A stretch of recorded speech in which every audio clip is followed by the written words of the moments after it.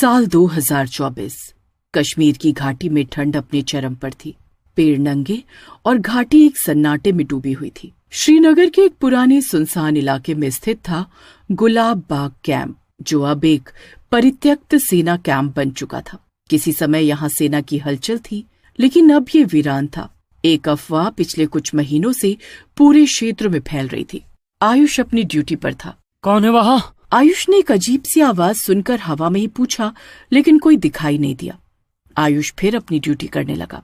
फिर तभी रात के समय अजीब आवाजें आईं, जैसे कोई फौजी बूट पहनकर तेजी से चल रहा हो। सर, आप है क्या वहाँ? आयुष उसी दिशा में मुड़ा और चलने लगा। थोड़ी देर चलने पर उसको लगा जैसे कोई घुटी घुटी चीख मार रहा हो। फिर भी वो नहीं रुका, चलता रहा। आगे चलने पर उसने स्थानीय लड़कों की लाशें झील में देखी। तब डर ने शक को यकीन में बदल दिया कि यहाँ जरूर कोई न कोई तो था। जिसने भी ये किया है वो बच नहीं पाएगा। भारत सरकार ने इस रहस्य की तह तक जाने के लिए एक विशेष टीम गठित की, डी स्क्वाड। ये टीम आतंकवाद से जुड़े असाधारण मामलों की छानबीन करती थी। इस टीम के प्रमुख थे कैप्टन आरव रंधावा। लेकिन उनको क्या पता था, इस बार मामला सिर्फ आतंक का नहीं था, बल्कि भूतिया आतंक का था। डी स्क्वाड रात 10 बजे गुलाब बाग कैंप पहुंची। टीम में कैप्टन आरव के अलावा साइकोलॉजिस्ट डॉक्टर रिया सेन, तकनीकी विशेषज्ञ कबीर और हथियार विशेषज्ञ इमरान शामिल थे। उन्होंने अपने कैमरे, सेंसर्स और नाइट विजन डिवाइसेस को सक्रिय कर दिया। कोई है यहाँ? कोई जवाब नहीं आया। रिया ने कांपती आवाज में कहा, ये हवा से नहीं हुआ। कबीर ने कैमरे को उस दरवाजे की ओर घुमाया और तभी कैमरे में एक साया उभरा। सेना की वर्दी में कोई लंबा सा आदमी, लेकिन उसका चेहरा धुंधला और उसकी आंखें लाल। कैमरा जैसे ही उस पर फोकस करने लगा, वो आकृति हवा में गायब हो गई। अगले ही पल इमरान के पीछे से किसी ने उसे जोर से धक्का दिया और वो चीखते हुए दीवार से जा टकराया। ये कोई आतंकी नहीं, ये कुछ और है। आरव ने तुरंत पूरे कैंप को घेराबंदी में ले लिया, लेकिन भूत कोई इंसानी आतंकी नहीं होता। रिया ने फाइलों में जो पढ़ा था वो अब सामने आ रहा था। 2003 में इसी कैंप में एक आतंकी पकड़ा गया था, अब्बास मुजफ्फर। वो आत्मघाती हमलों का मास्टरमाइंड था। जब सेना ने उसे हिरासत में लिया तो उसने कहा था, तुम मेरी मौत के बाद भी मुझसे बच नहीं पाओगे। उसे कड़ी पूछताछ में मार दिया गया, लेकिन मरने से पहले उसने अपने शरीर को एक विशेष तांत्रिक विधि से तैयार कर लिया था, जिससे उसकी आत्मा को शांति न मिले, बल्कि वो भटकती रहे और जो कोई इस कैंप में आए उसे अपना शिकार बना ले। हमें अब्बास की आत्मा को नष्ट करना पड़ेगा। अब्बास की कब्र इस कैंप के पीछे के गुप्त बंकर में बनाई गई थी, जहाँ उसका अंतिम संस्कार नहीं हुआ था। वहीं से उसकी आत्मा ताकत ले रही है। हम आज रात वहीं जाएंगे और इस आतंक को यहीं खत्म करेंगे। लेकिन वो नहीं जानते थे कि अब्बास की आत्मा अब अकेली नहीं थी। उसने उस कैंप में मरे सैनिकों की आत्माओं को भी अपनी सेना में शामिल कर लिया था। डी स्क्वाड ने गुप्त बंकर की ओर बढ़ने की तैयारी शुरू की, लेकिन इस बार एक नहीं, हर साया एक सैनिक की वर्दी में, मगर आंखें बुझी हुई।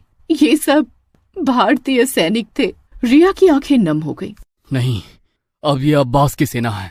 इनकी आत्माओं को अब्बास ने बांध लिया है। ये मरकर भी जिंदा है, लेकिन किसी और की मर्जी से। रिया जानती थी कि इन आत्माओं से मुकाबला सिर्फ बंदूक से नहीं होगा।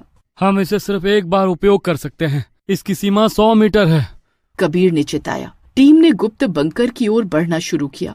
हर कदम पर अजीब आवाजें, जैसे कोई छत से लटक रहा हो, कोई बगल में फुसफुसा रहा हो। और तभी इमरान कहाँ गया? इमरान गायब हो गया। इमरान कुछ ही सेकंड पहले टीम के साथ था। अगले पल वो नदारद। कैमरों को रिवाइंड किया गया और उसमें जो देखा गया वो खौफनाक था। इमरान के पीछे एक काला धुआं धीरे धीरे लहराते हुए आया और उसे लपेटकर दीवार में समा गया। रिया रो पड़ी। हम उसे नहीं बचा सके। हमें हर कीमत पर अब्बास को खत्म करना ही होगा। बंकर एक लोहे के भारी दरवाजे के पीछे था, जो सेना द्वारा वेल्डिंग से बंद किया गया था।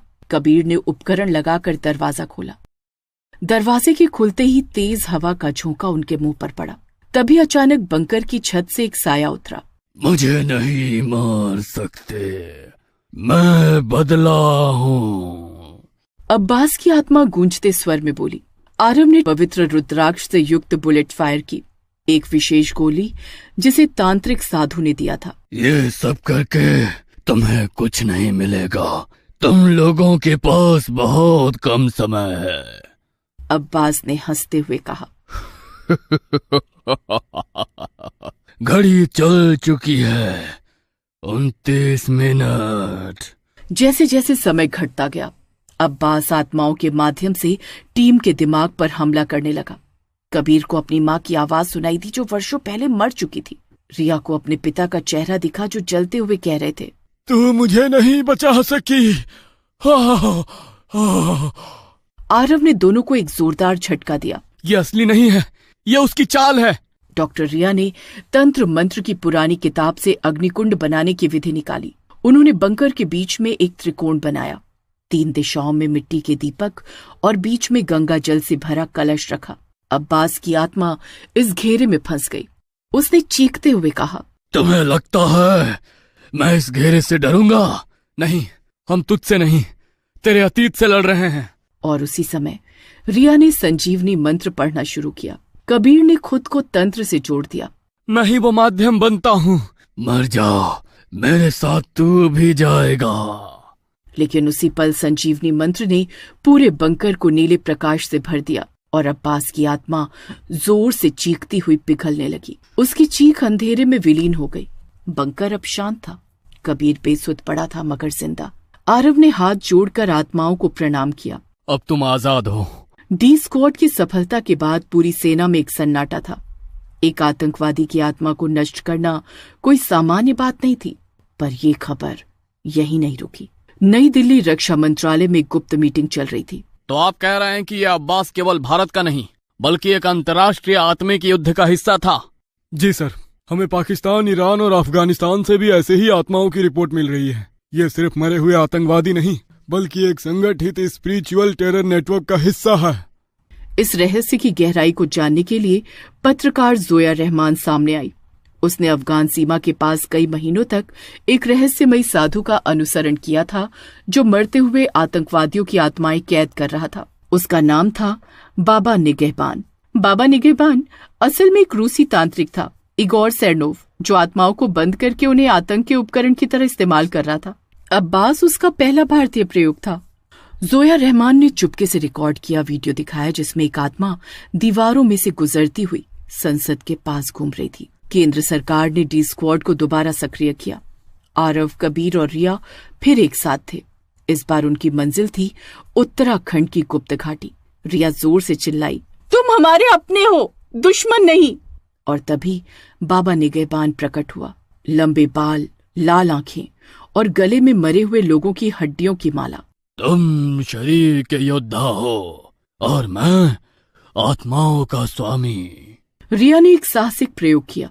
उसने अपनी बंदूक निकालकर बाबा के सामने रखी। बाबा हंसा।